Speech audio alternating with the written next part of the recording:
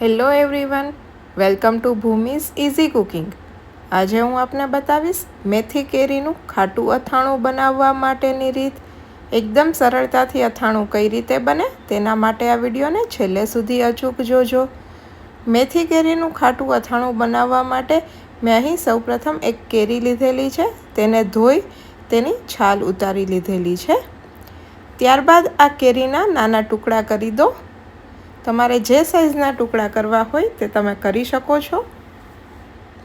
આ રીતે મેં એક કેરીના ટુકડા લીધેલા છે। ત્યારબાદ તેમાં હળદર તથા મીઠું ઉમેરી તેને હલાવી લેવાનું છે। આ રીતે હળદર અને મીઠું ઉમેરી તેને સારી રીતે મિક્સ કરી દો।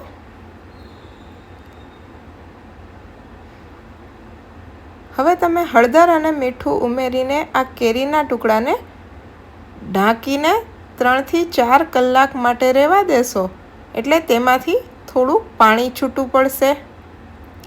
તો આ રીતે ફરી પાછું તેને હલાવી લો અને થોડુંક પાણી છૂટું પડે એટલે તેમાં મેથી ઉમેરી દો। આ મેથીને કેરીના જે ટુકડા કરેલા છે તેમાં ઉમેરી દેવાની છે। મેથી ઉમેર્યા બાદ તેને ફરી પાછું હલાવી દો। આ રીતે મેથી સારી રીતે મિક્સ થઈ જાય એટલે ફરી પાછું તેને ઢાંકીને રહેવા દો। 4 થી 5 કલાક સુધી આ રીતે રાખવાનું છે। ત્યારબાદ તેમાં તેલ ઉમેરવાનું છે। તેમાં તેલ ઉમેરવા માટે મેં અહીં એક બોલની અંદર તેલ લીધેલું છે, જેને ગરમ કરીને ઠંડુ કરેલું છે। ફરી પાછું તે તેલ રૂમ ટેમ્પરેચર પર આવે ત્યારબાદ તેને મેથી અને કેરીનું જે મિશ્રણ છે તેમાં ઉમેરવાનું છે। તો અહીં મેં તેલ ગરમ કરીને ઠંડુ કરેલું છે। આ તેલને મેથી અને કેરીના મિશ્રણની અંદર ઉમેરી દેવાનું છે। તો આ રીતે ધીમે ધીમે તેલ ઉમેરવાનું છે અને મિક્સ કરી દેવાનું છે।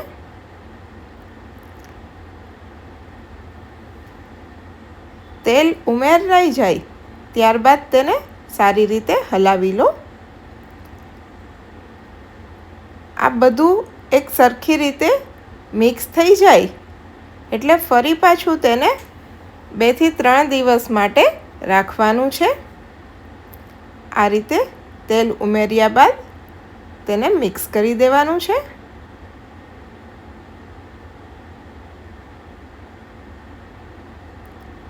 તમે જોઈ શકો છો કે એકદમ સારી રીતે બધું મિક્સ થતું જાય છે। આ રીતે તેલ ઉમેરવાથી મેથી એકદમ જ પોચી થઈ જશે। હવે તેને ઢાંકીને રહેવા દો। આ રીતે 2 થી 3 દિવસ સુધી તેને રાખવાનું છે અને દિવસમાં 1 થી 2 વાર તેને હલાવતું રહેવાનું છે।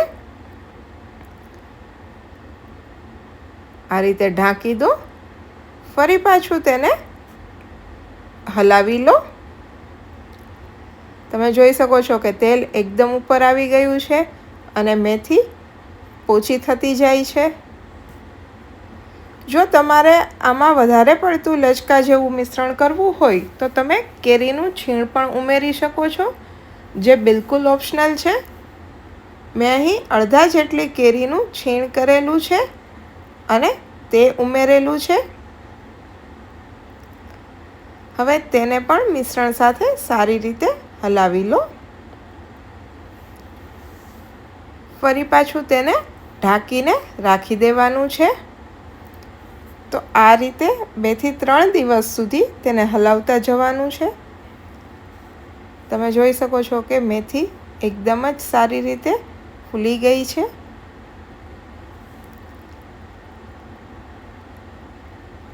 મેથી તમને બિલકુલ કડક નહીં લાગે।